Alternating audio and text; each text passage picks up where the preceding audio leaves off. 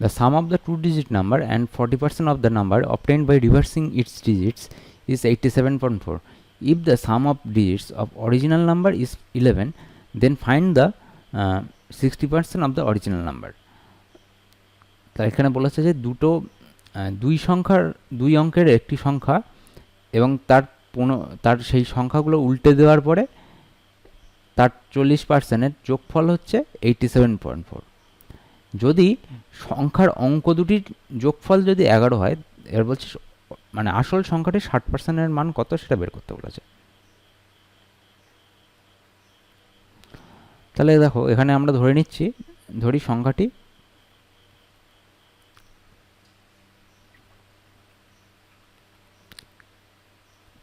(10x + y), অর্থাৎ সংখ্যার অঙ্ক দুটি হচ্ছে x আর y। যেমন ধরো এখানে ধরো 53 একটা সংখ্যা, তাহলে 53কে কী লেখা যায়? 50 + 3, অর্থাৎ 5 × 10 + 3, অর্থাৎ 5 আর 3 এই দুটো হচ্ছে অঙ্ক, ঠিক আছে। আর টোটাল সংখ্যাটা হচ্ছে 53, তাই জন্য আমরা এখানে নিয়েছি 10x + y। এইবারে রিভার্সিং ডিজিট, এটাকে অঙ্ক দুটো উল্টে লিখলে কী পাবো? অঙ্ক দুটি উল্টে লিখলে পাবো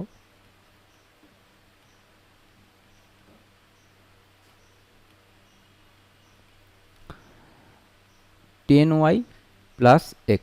দেখো অঙ্ক দুটো উল্টে দিয়েছি, তাহলে সংখ্যাটা এটা হয়েছে। এবার আমাদের যেটা বলে দিয়েছে প্রশ্নানুসারে,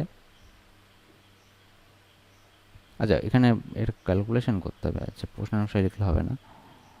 এখানে আমরা যেটা বলে দিয়েছে যে সংখ্যাটা আর তার রিভার্সিং ডিজিট, অর্থাৎ উল্টে লেখা যে সংখ্যাটা তার 2/5 অংশ, মানে 40% মানে আমরা জানি যে 2/5। তাহলে হচ্ছে 10y + x = 87.4। তাহলে আমরা এটাকে যদি ক্যালকুলেট করি আমরা কি পাবো? এখানে হচ্ছে তলায় আছে 10, দশমিক উঠে গেল, এখানে পড়ে থাকছে হচ্ছে 5। তাহলে এখান থেকে আমরা ক্যালকুলেট করলে পাচ্ছি হচ্ছে 437। আর এখানে হচ্ছে আমরা যদি গুণ করে দিই, ক্রস মাল্টিপ্লিকেশন করি, তাহলে 550x + 5y + 20y + 2x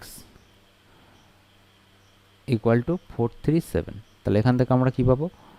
50x + 2x মানে 52x + 5y + 20y মানে 25y = 437। তাহলে এটি ইকুয়েশন নাম্বার 1 হলো। এবার আরেকটা ক্ষেত্রে আমাদের যেটা বলেছে সেটা হচ্ছে সংখ্যা দুটোর অঙ্ক দুটোর যোগফল বলে দিয়েছে যে 11। তাহলে x + y অঙ্ক দুটো তাদের যোগফল বলেছে 11। তাহলে হচ্ছে এটা ইকুয়েশন নাম্বার 2। তাহলে আমরা 1 নং সমীকরণ আর 2 নং সমীকরণের অপনয়ন পদ্ধতিতে সমাধান করব। তাহলে 1 নং সমীকরণের সাথে 1 গুণ করে, সমীকরণের সাথে 1 গুণ করে ও 2 নং সমীকরণেরকে সাথে এখানে হচ্ছে যে কোনো একটা কমিট করবো, আমরা ধরলাম ওয়াইটা কমিট করছি, তাহলে 25 গুণ করে বিয়োগ করে পাই। তাহলে কি পাবো? প্রথমটা হচ্ছে 52x + 25y = 437, আর তারপরটা হচ্ছে 25x + 25y 25 × 11, তাহলে হচ্ছে 275। তাহলে এটা বিয়োগ করব, বিয়োগ করলে সাইনগুলো সব চেঞ্জ হয়ে যাবে, এখানেও সাইন মাইনাস হবে। তাহলে এখানে পাবো হচ্ছে আমরা 27x, এটা কেটে গেল। তাহলে এখানে পাবো হচ্ছে 2 6 62 162। তাহলে এই দুটো হিসাব করলে পাবো হচ্ছে 3 6, এক্স এর ভ্যালু 6 পেয়ে গেলাম। তাহলে এক্স এর ভ্যালু যদি 6 পাই, তাহলে এবার ওয়াই এর ভ্যালু কত হবে?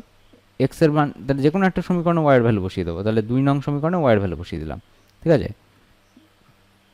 2 নং সমীকরণে এক্স এর ভ্যালু বসিয়ে পাই, করণে x = 6 বসিয়ে পাই।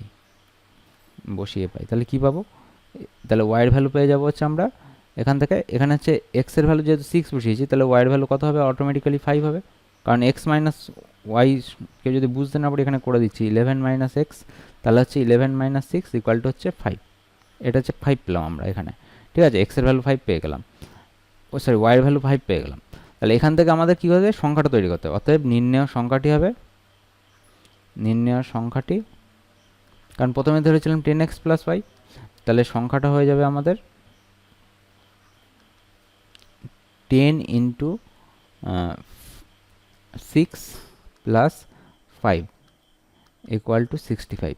এর বলেছে আমাদের, দেখো 60% বের করতে বলেছে, তাহলে এই সংখ্যাটা 60% মানে কত?